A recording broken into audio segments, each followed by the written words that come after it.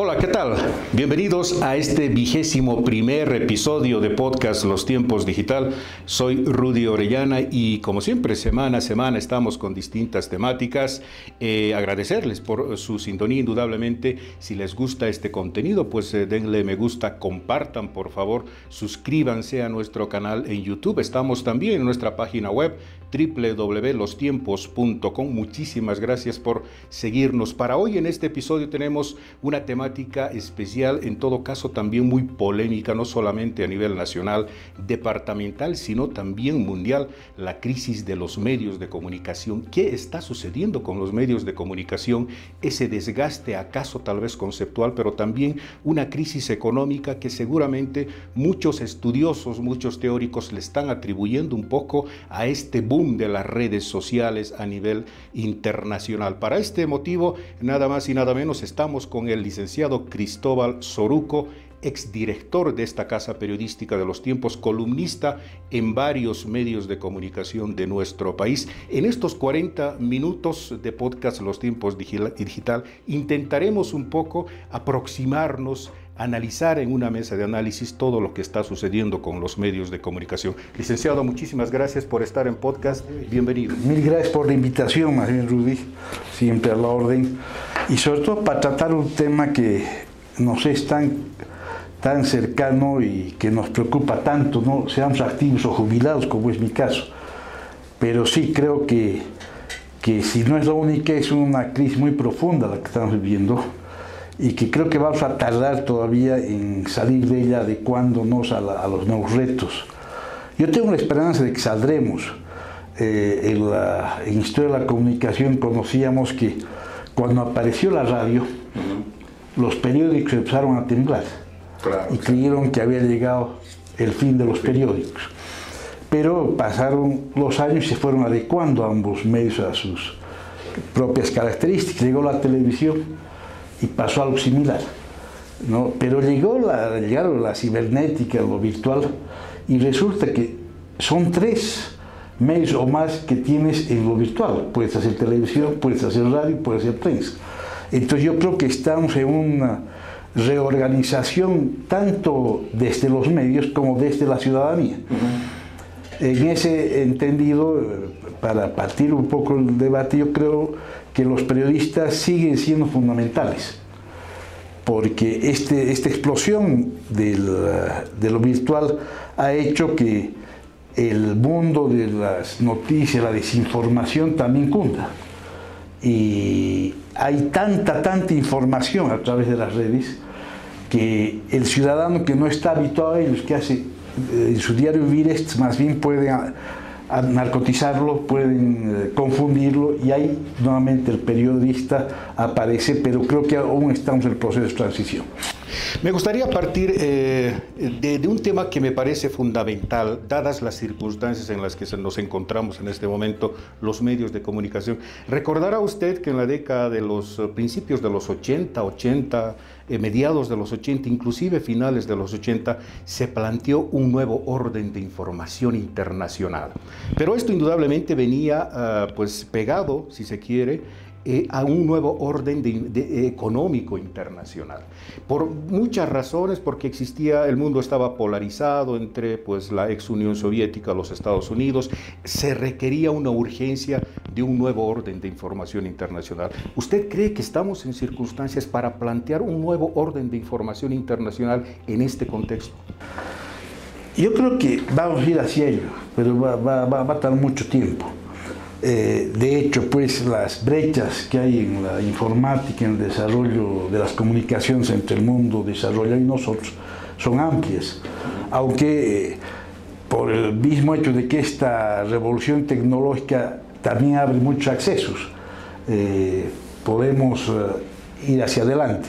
Sí hay hegemonías, yo creo que debemos analizar, pero creo que en esta primera etapa fundamentalmente tenemos que vernos nosotros mismos y la región, y luego lanzarnos hacia el mundo. Un mundo que está en gran cambio también, ¿no? Donde todos los paradigmas están en entredicho, porque todo ha cambiado pues desde la familia. Claro. Si no podemos encontrar cómo va a funcionar la familia, Antes la madre no trabajaba, ahora trabajan padre y madre, los niños entran al conocimiento incluso de lo que corresponde a lo adulto muy temprano. Y si estamos con el rompecabezas todavía muy duro y tenemos que ir pensando, y en los medios, en el uso de los medios igualmente. Es muy difícil prever qué va a suceder, pero sí yo creo que tenemos el deber, los que estamos dedicados a este oficio, de recuperar a fondo cuál es este, porque más allá de qué instrumentos utilicemos para trabajar, qué canales utilicemos, claro, tenemos que recuperar la esencia del periodismo, que por muchas razones hay como una nueva disputa que teníamos en los 70, si es militante o no es militante. Yo siempre digo que el mejor periodismo es el que no es militante, lo que no significa que un periodista tenga sus amores y sus odios, sino que tenga la capacidad de esforzar y de esfuerzo para que lo que informa sea lo que a su real entender es lo que ha encontrado luego de investigación y no responda a lo que las fuerzas de presión le indiquen que encuentre. Creo que sigue siendo ese el centro. Pero sí van a haber muchos cambios.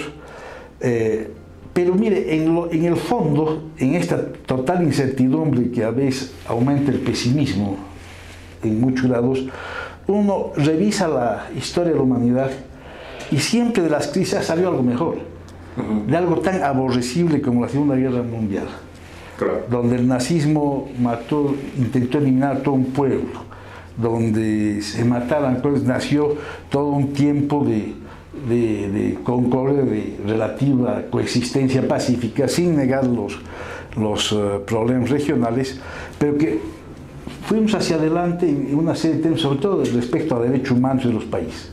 Ha llegado una crisis del estado de bienestar en general, un poco que la democracia no ha empezado a no tener capacidad de satisfacer las diferentes demandas y empiezan más la información a la que uno tiene acceso y empiezan a aparecer las crisis en todos los países buscando mejores escenarios, más una guerra como la que tenemos ahora con la invasión a Ucrania. Entonces yo creo que después de este momento de caos vamos a poder tener un tiempo de luz, pero va a pasar mucho tiempo y las nuevas generaciones están llamadas a crear eso, ¿no? Uno de los temas fundamentales por los cuales se había planteado un nuevo orden de información internacional era justamente el tema tecnológico. Es decir, estábamos en la década de los 70, 80, estábamos naciendo a una nueva tecnología, aparecieron una serie de temas tecnológicos importantes que en su momento no se sabía cómo se iba a encarar. Sin embargo, estas nuevas tecnologías se hicieron amigos, ¿no? Se hicieron amigos de los periodistas, de los medios de comunicación. Aquí viene mi pregunta.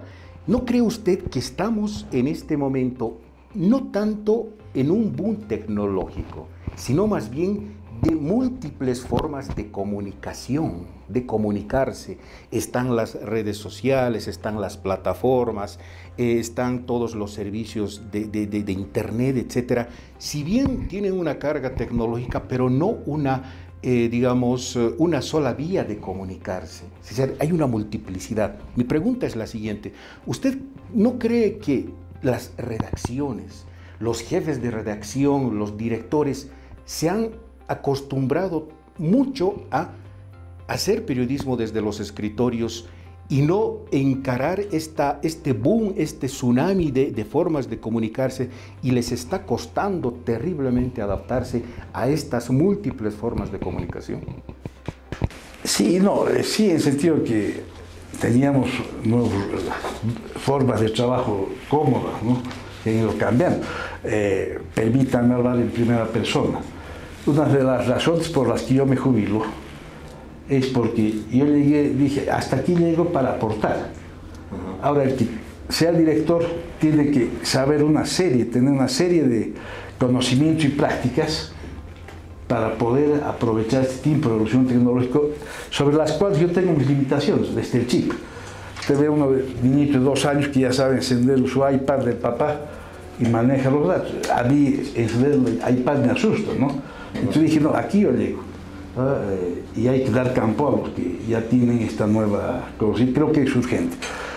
Pero, claro, el diablo es es diablo más por Dios que por diablo, ¿no? Claro. Entonces creo que hay que tratar de unir esa transición hacia adelante. Yo creo que la búsqueda del nuevo orden informativo, más que al desarrollo de tecnologías, era la capacidad del famoso norte desarrollado de copar todo el espacio noticioso del mundo, evitando que los del sur podamos conocernos incluso entre nosotros mismos.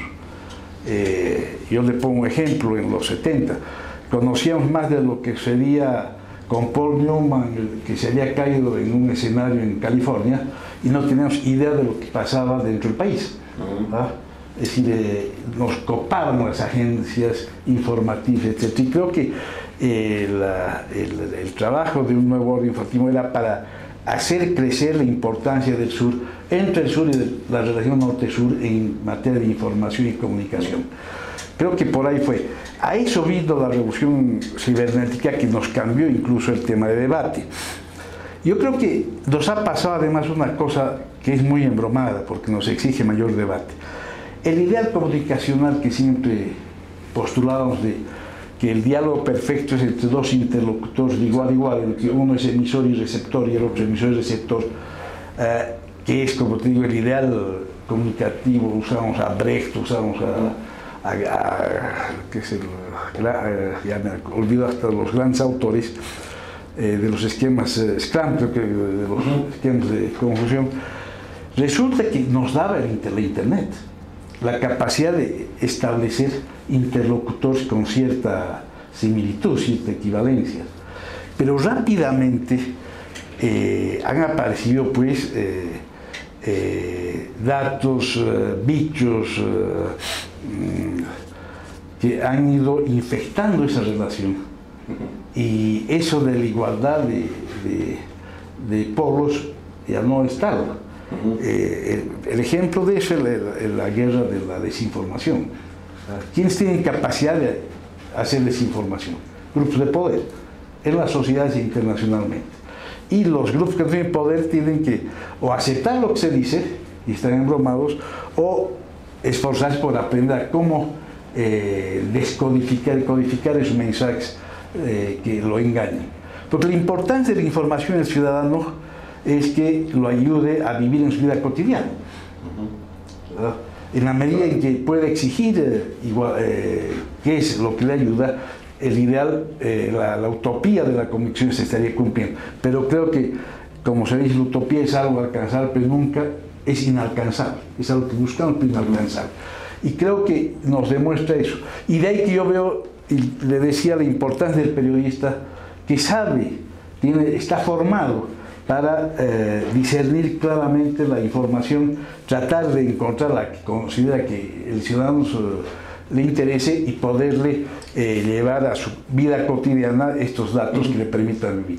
En la medida en que el ciudadano se vaya narcotizando, todo sé, ya no necesito más, o se vaya individualizando pero estrictamente, es decir, pida su comida al supermercado, cocine su comida, pida a la farmacia, el médico le dice, mándame foto de cómo está su ojo, y le receta, y va volviéndose un ser solitario, claro.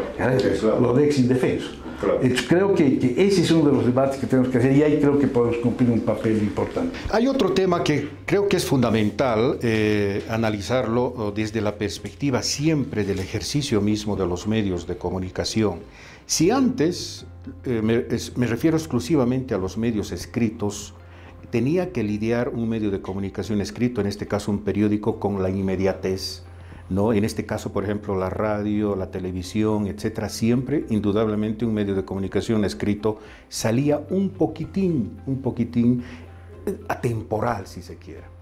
Sin embargo, ahora, y disculpe usted la analogía que hago, cuando una persona está enferma, ineludiblemente tiene que recurrir a un médico. Cuando necesita construir, tiene que recurrir a un arquitecto o a un ingeniero. En el caso de los medios de comunicación, y un poco citando la fórmula que usted ha mencionado en su momento, emisor, mensaje, receptor, ahora el receptor puede ser emisor y viceversa. Es decir, cualquier persona, entre comillas, puede perfectamente informar. ¿no? Desde cualquier punto del mundo en el que se encuentre. Y esto de la inmediatez, ¿no cree usted que también es parte de la crisis de los medios de comunicación? Es decir, para informar un periódico tiene que esperar el día siguiente o su plataforma, hacerlo a través de su plataforma, no obstante de que las plataformas, las redes sociales ya lo han informado, ya lo han dicho. Entonces, ¿dónde está un poco la vuelta que tiene que dar un medio de comunicación, en este caso escrito, para poder reafirmar sus conceptos y la tarea misma de ser periodismo? Uy, es una pregunta que incorpora varias otras, compleja. Tratamos de desmenuzarla. Uno es el ciudadano que necesita información y que si entra a las redes las tiene a millones. Si le duele el ojo, usted pone el duelo de ojo y le sale en Google lo que quieras. Va a ir al médico y le dice, póngase estas gotas.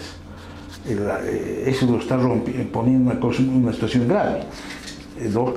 Si necesita información del Papa, pone el Papa y le salen millones. Pero en ese millón de información, ¿cuánta hay de desinformación? ¿Y quién puede ayudarlo a discernir cuál es la...? Y tenemos un dato así anecdótico. Tenemos lo que Rusia tiene invertido en un banco del Vaticano N millones. El Vaticano ha dicho, no tenemos nada, pero sigue reproduciéndose. Claro. ¿Ah? ¿Por qué? Porque el objetivo no es informar al ciudadano, sino es dañar la imagen todo del Vaticano. Entonces, ahí es donde creo que el ciudadano, el papel del ciudadano en el tema de información está fundamentalmente en tratar de concretar su demanda de información, más que su capacidad de informar. Ahora sí se ha puesto de moda el reportero urbano, ¿no? El que manda al medio a lo que ha visto. Y el medio ya debe encargarse de investigar. Creo que ese es el ideal ahorita. Porque si no hay un sello de garantía de quién te está informando, es peligroso también, ¿no? Entonces creo que ahí está el valor que puede tener el periodismo. La riqueza del periodismo escrito, sí, considero, sobre todo desde la aparición de la televisión, es la información contextualizada, que lamentablemente muchas veces se cree que es repetir la información, no, sino darle mayores aristas al lector, a la lectora, para que pueda comprender mejor el fenómeno noticioso que le incumbe. Entonces, hay un accidente y está la televisión informando. Al día siguiente, y creo que es un error que hemos cometido durante mucho tiempo en el periodismo escrito, reproducimos la misma noticia, cuando lo que corresponde es, ya sabe lo que ha sucedido, es tener la información de por qué se ha roto el freno del coche, cuándo fue a hacer la revisión, lo quiere decir. Pero licenciado, perdón que le corte aquí, inclusive la televisión que usted menciona, que es tan inmediata, tienen unos referentes en sus páginas web y en las redes sociales. Es decir, tanto así que primero informan en las redes sociales antes de inclusive dar en los mismos informativos, ¿no? Yo estaba respondiendo en lo tradicional, que era lo que el periódico no supo competir en ese sentido con la televisión. En muchos casos nos costó mucho tiempo a todos los periodistas. Y íbamos por el sensacionalismo, por ejemplo, en la edición, cuando era la contextualización. Ahora la cosa se complica, pero al mismo tiempo que para el periódico que va a sacar mañana, hoy día va a sacar el anuncio que usted gentilmente me manda de las últimas noticias, pero con titulares fundamentalmente, no es como que da que al día siguiente leamos la noticia, porque vamos a encontrar mayores aportes, mayor agregado que nos permite entender el fenómeno. Yo creo que eso vale aún en la medida en que el ciudadano busca la información y el ciudadano también va comprendiendo que el ser informado es un deber de él y una necesidad para su vida cotidiana. Es igual que el debate sobre la libertad de expresión. Estos periodistas todo quieren. No, la libertad de expresión en definitiva no es para el periodista, es para el ciudadano. Porque en la medida que uno pueda expresarse libremente, podrá hacer conocer sus demandas libremente. Entonces creo que ahí estamos en un punto importante. Hay un dato anecdótico, un periódico, como yo creo que el New York Times, no estoy seguro el nombre, decidió suprimir la edición en papel y dedicar solo a la edición digital. Al año de prueba tuvo que volver a reponer el papel, casi como una delicatessen, porque la existencia del papel era lo que legitimaba la difusión de la información vía lo virtual. Entonces, el ciudadano no es que se traga el que sabe todo, sino de quién le ofrece la garantía de dar la cara por lo que se dice. Claro, claro. Y eso creo que es un beneficio que puede recuperar bien el periodismo de tiempo de análisis.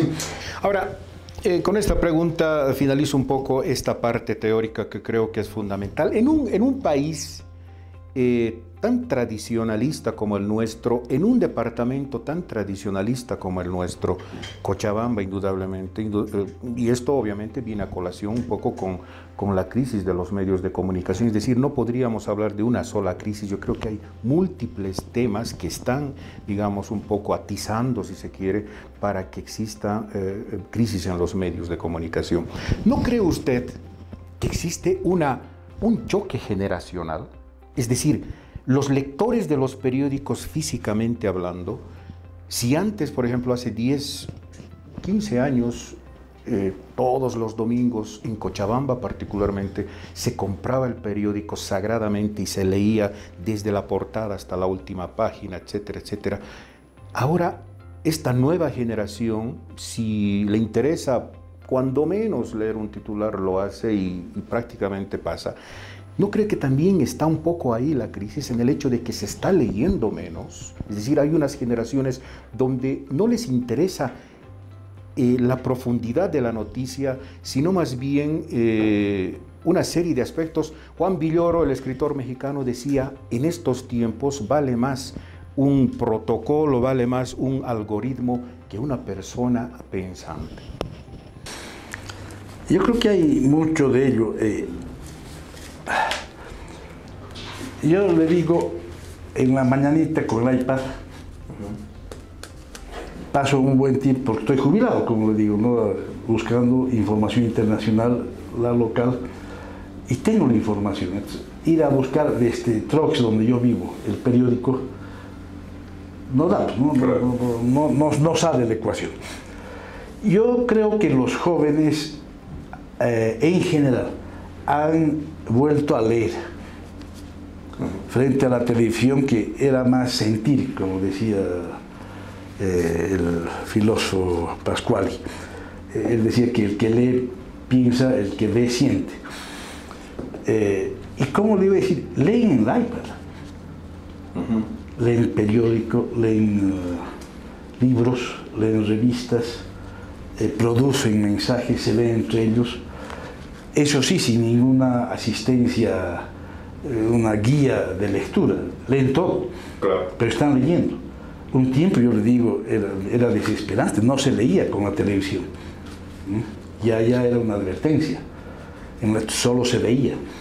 En cambio, con estas redes, como que pueden meter los libros, etc., los jóvenes creo que están volviendo a leer, con nuevos estilos, nuevos formatos, pero creo que hay que estudiar a fondo esta edición. Sí, yo creo que el retorno al periódico como papel, eso ya pasó la historia. Yo creo que durará unos años más hasta que una nueva generación definitivamente ya tenga, como le digo, todo leído ahí. Por eso que no va a morir la función del periodismo, sí el canal. Pero al periódico lo han matado muchas veces, como le dije, cuando apareció la radio, cuando apareció la televisión. De repente encuentra una nueva forma de utilidad, vía mayor consistencia, mayor fidelidad, mayor... Ahora, el tema aquí central es cómo investigamos a fondo y cómo ayudamos a que el periodismo, sean empresarios, periodistas, empecemos a discutir esos problemas de verdad. Correcto. Y no discutamos cómo sobrevivimos, que es a lo que nos han llevado actualmente, ¿no? Es decir, o de pronto tal vez seguir debatiendo la coyuntura, o sea, la coyuntura ya está, digamos, explotada, sino más bien contar otras historias. Claro, ir por otras historias, ir por otras realidades. Lo que sí siempre hay que recordar que los medios son para informar fundamentalmente. Luego tienen otras funciones. Cuando nos piden enseñar, no, pues para enseñar está la educación. Nosotros tenemos que informar bien. Y al informar bien, correctamente, bien escrito, bien hablado, yo creo que estamos educando.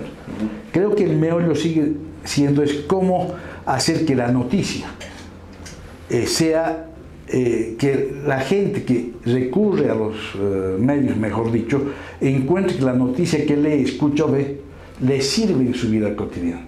Es decir, ¿por qué algún rato nos preocupamos de las elecciones en Argentina? ¿En qué nos interesa? Y ahí el aporte de los medios es fundamental. Nuestras relaciones con Argentina, compramos gas, si rompe, si está el candidato el que sale, en qué vamos a quedar, etc. Son cosas que no estamos haciendo. Aquí he tratado de seguir, pero no sé el meollo de la disputa de la construcción de ese camino entre Bellavista y Porongo, creo que es en Santa Cruz. Sí. Ningún, incluso lamentablemente los tiempos te informa qué es eso, qué pasa con los acúferos. Entonces, una buena crónica del tema, pues una maravilla. Sabemos que la gobernación pide licencias ambientales para el dragado del Alalay. No nos han dicho cuáles son esas licencias. Piden 4 licencias. El alcalde responde que ya tiene 2, pero no sabemos cuáles son las licencias. Exacto, ahí está, digamos, el quiebre, ¿no? Es decir, la diversificación de la información. Yo creo que ahí tenemos que trabajar. Es decir, hacer que el ciudadano diga, cara, aquí voy a encontrar la respuesta, ¿qué me está pasando? Correcto. Sin duda alguna, el cierre de Página 7 para los bolivianos ha sido un parteaguas, ¿no? Un parteaguas que de alguna manera ha encendido un poco la luz roja de varios aspectos. ¿Cómo estamos en materia de libertad de expresión, de derecho a la información, de derecho a hacer información a partir de la libertad de expresión en Bolivia? Es de lamentar obviamente el cierre de cualquier medio, y más aún de un referente como ha sido Página 7, que alguna vez fue con el que competía. Yo creo que cualquier cierre de periódico en general afecta la buena información de la gente, más allá de la calidad de ese medio, porque cuando hay varios medios la ciudadanía tiene el derecho de elegir cuál cree. Cuando hay 2 visiones sobre el mismo tema ayuda a que el ciudadano pueda pensar mejor. Entonces creo que cualquier cierre, les repito, es muy doloroso. Ya lo vivimos con presencia, vivimos con la prensa, la familia de Canelas, y es nomás el cierre de un instrumento que la gente utilizaba para ser bien informado. Lo que ahora sucede es la presión de los poderes, sean políticos, en este caso político, partidario, de acoso a un medio de comunicación. Y es la tirria que tienen los gobernantes con tendencia autoritaria a la información. Cuando la buena información y que les afecte debería servirles para mejorar su gobierno, si tiene mejor alerta que los medios de comunicación. Creo que hay una visión, una corriente muy radical en el sector del gobierno que quisieran ver todo a su gusto, es decir, hacer que todo el mundo salga y diga que el rey está vestido con un hermoso atuendo cuando en verdad está desnudo. Claro. Y eso no gusta a gobiernos democráticos, mucho menos a este tipo de regímenes que crean, que sienten además que tienen la verdad. Entonces hay que seguir peleando para abrir espacios de comunicación e información, pero también hay que seguir peleando para que haya políticas responsables de manejo de medios, que creo que no es el caso necesariamente de Página 7, sino que creo que muchas de la crisis en el periodismo que yo estaba era también este nuevo tiempo al que nos ha costado ingresar, nos ha costado adecuarnos, hemos hecho muchos intentos, nos ha faltado yo creo un poco de audacia, hablo en primera persona plural porque soy parte de esa generación que nos ha tocado la revolución cibernética, y creo que eso nos indica que hay que seguir buscando nuevos mecanismos de gerenciar medios. Y al mismo tiempo es una terrible advertencia de los sectores empresariales, económicos, de no apoyar, no digo mezquinamente, sino de no ser parte de estructuras que ayuden a que estos medios avancen. El temor al gobierno a que le corten publicidad si pone publicidad, y que sean más independientes para ayudar a crecer alternativas de información lo más correcta posible, ¿no? Allá en la década de los 70, parte de los 80, uno de los grandes comunicólogos bolivianos, don Luis Ramiro Beltrán, planteaba las políticas nacionales de comunicación, un planteamiento realmente fundamental, pero no solamente para Bolivia, sino fue a nivel latinoamericano, que realmente levantó una polvareda terrible, un debate terrible. ¿No cree usted que en este momento, así hablando muy fríamente, los medios de comunicación han perdido cierta credibilidad por aquello de politización o de alguna manera el hecho de poder ser un poco arrinconados por el tema político? Aquí hay dos cosas, una personal. Yo he trabajado con Ramiro, lo conocí ahí en el proyecto, en el CONE, el Consejo Nacional de Comunicación. Recién por terminar mis estudios, trabajamos y tuve una relación de amistad que me ha honrado siempre Luis Ramiro. Claro, el tema de las políticas nacionales de comunicación, que creo que una revisión nunca está de más, pero más planteaba cómo utilizamos la comunicación como un instrumento de desarrollo y democratización, más que darnos instrumentos muy concretos de trabajo comunicativo. ¿No? Pero repito, hay que revisarlos, porque pasó el tiempo, hablamos del libro y nos olvidamos del contenido, pero creo que hay que revisarlo. Y obviamente fue un duro golpe para el entonces lancerismo, que era todavía dictadura, cuando creyó que con esta política iba a servir para censurar, y se dio cuenta que se le exigía más bien democracia como condición sine qua non para poder hacer una buena comunicación. Eso hay que recuperar. Y la segunda, se me fue la pregunta. Le decía que ¿no cree usted que los medios de comunicación han perdido cierta credibilidad por este tema de estar un poco también casi al servicio desde el punto de vista coyuntural y político? Yo creo que aquí hay un problema desde el 2000, que es la creciente polarización del país. Yo creo que hasta los 80, gran parte de la disputa que tenían los periodistas era si éramos al servicio del statu quo, del capitalismo, etcétera, o de la revolución y la libertad. Desde la democracia, le hablaré a título personal, pero conozco colegas que comparten mi idea. Aprendimos a que la vida no había sido negro y blanco, dictador y demócrata, sino había sido un gris en el que hay el papel del periodista no es tanto identificarse con uno u otro, sino tratar de que la gente reciba una información diáfana sobre lo que está pasando y ella decida. Si habíamos apostado al sistema democrático, pues los medios debíamos, en la parte informativa, asumir militantemente la imparcialidad, sin negar que la parte opinativa y editorial, los propietarios tenían el derecho de emitir su criterio, pero no poner el periódico al servicio de específicas corrientes. Además, paralelamente, había la profesionalización nuestra. Si ya no éramos aprendices, amateurs, que el jefe de redacción nos hacía saltar.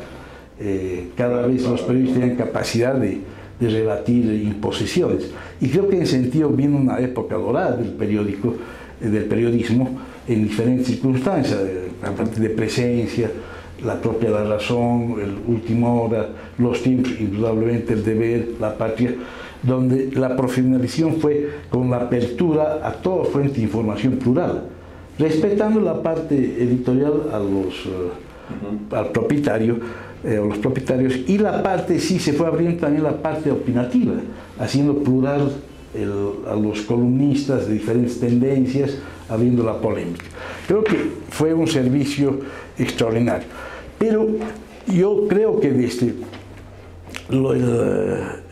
el fin del sistema democrático creado en el 82 político partidario y ante falencias que hubo del sistema democrático, los periodistas empezamos a asumir posiciones bastante complicadas, ¿no? Nos volvimos jueces, claro, nos volvimos fiscales, nos volvimos, es decir, los empezaron a tener miedo. Es decir, para ganar un litigio, el abogado tiene que recurrir a amigo periodista que ponga en prensa y ahí se armaba. Claro. Entonces fuimos a adquirir mucho poder, creo. Y cuando adquieres poder, ¿a quién sirve ese poder? ¿Usted diría que ese poder ha sido mal utilizado? En muchos casos sí. Tanto un sector venal, con usted ahí, pero el otro que fuimos asumiendo, yo creo, posiciones políticas cada vez más abiertas. Además, bajo el discurso del socialismo del siglo XXI nos vino a embromar todo, de que el periodismo era servir del imperialismo, de la derecha, además un generador de mentiras. Entonces, en nuestras propias redacciones nos fuimos antagonizando entre diferentes corrientes, con el desmedro de una buena información. Creo que hasta los 2009, más o menos 2010, la pugna fue interna todavía.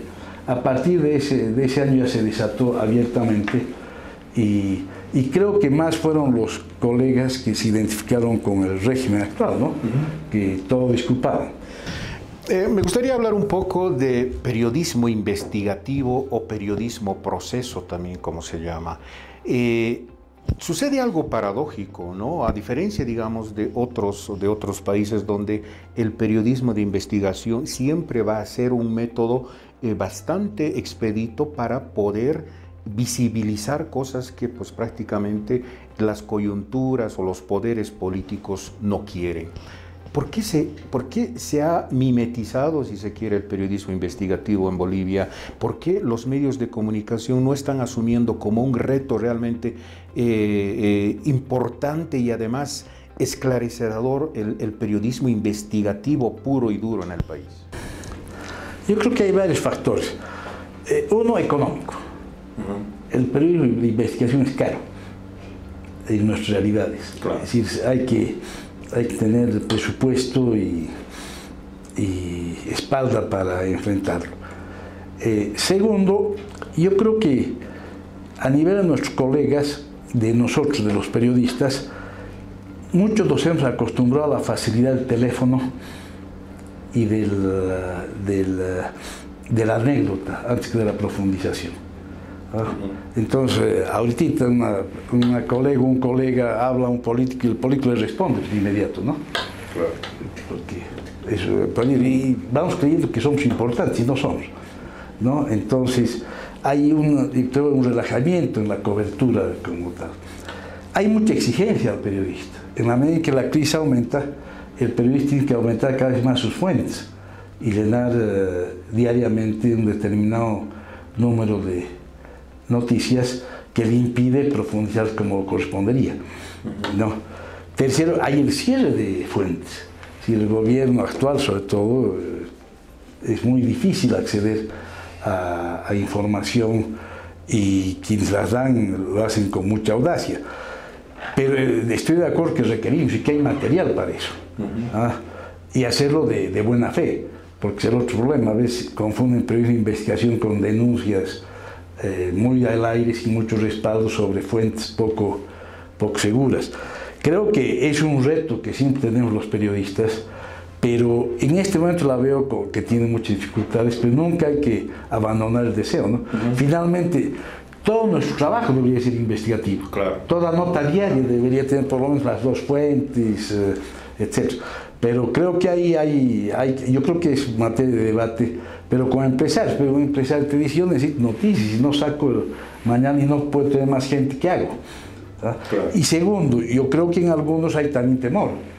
Si saco este negociado, con esto más, mañana pues claro, ya... Por eso, exacto, ese es justamente el... Pero no hay que refugiarse en eso porque hay otras razones además.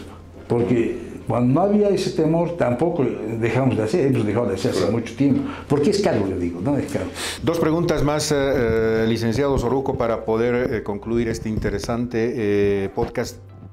La primera pregunta: ¿qué está pasando con las universidades? Es decir, las universidades como formadores, digamos, de comunicadores, de periodistas, del ejercicio mismo de hacer comunicación, de ejercer la tarea noble de hacer periodismo diariamente, ¿están enterados de lo que está sucediendo actualmente? Es decir, si antes en la década de los 80, 90, 2000, etcétera, pues había una formación teórica, Pascual y una serie de teóricos de la comunicación nos indicaban que el emisor, el receptor es inamovible, esa imparcialidad, esa rigidez, etcétera, etcétera.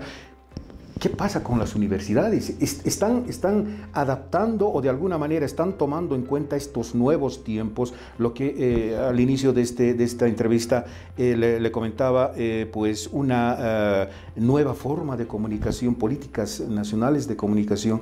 ¿Están formando periodistas acorde a esta coyuntura? Mire, yo creo que esfuerzos están haciendo. De los últimos que conozco es la Católica La Paz y algo acá, para rever, por ejemplo, una cosa que ya me parece un adelanto grande es rescatar la importancia del periodismo dentro de la comunicación. Cuando se puso de modo comunicación social, periodismo pasó a octavo plano. Claro. ¿No? Y no había entrado el joven a estudiar de comunicación y le decían que el periodista tenía que ceder ante el propietario, el jefe de redacción, el director. ¿Para qué voy a estudiar periodismo si voy a ser un simple escribidor? No se rescataba la labor del periodista. Esto está cambiando un poco, pero poco. Entonces, la segunda cosa es que los retos actuales hay que adaptarse también a ellos. Es muy difícil ahora ser docente, porque primero los muchachos saben mucho más que uno. Entonces hay que ver qué es lo que aprovechando ese conocimiento de los muchachos, cómo hacerlos, hacer que ese conocimiento sea útil para la comunicación y el periodismo.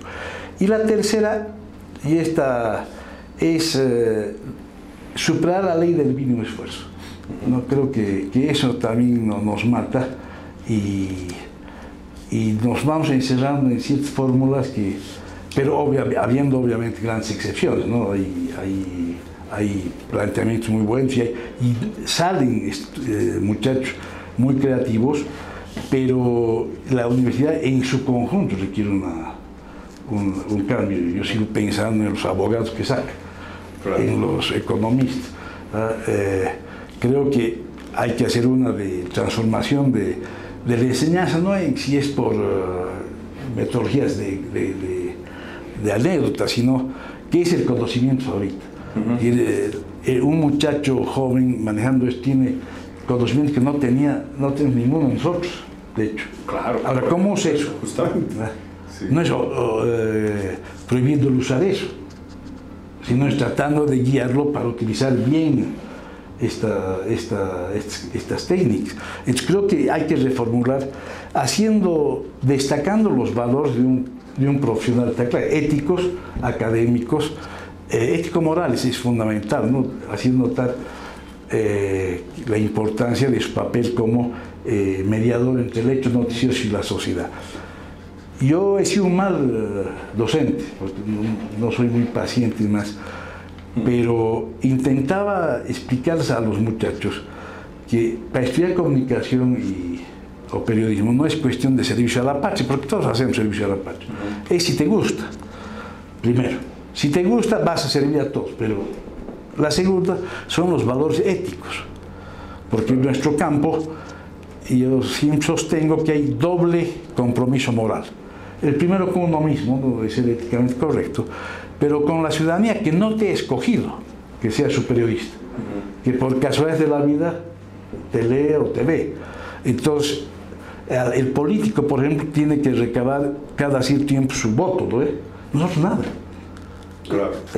Estamos ahí. Eso nos obliga a ser mejores. Y creo que sí hay que cambiar la universidad. Finalmente, como usted sabe, licenciado, el pasado 16 de septiembre esta casa periodística Los Tiempos ha cumplido 80 años de vida, pero también 80 años de ejercer un periodismo a discreción, digamos, de la coyuntura, un periodismo libre, como decía don Demetrio Canelas, desde esa fundación de 1943 hasta nuestra época. Usted ha sido parte fundamental también de esta casa periodística.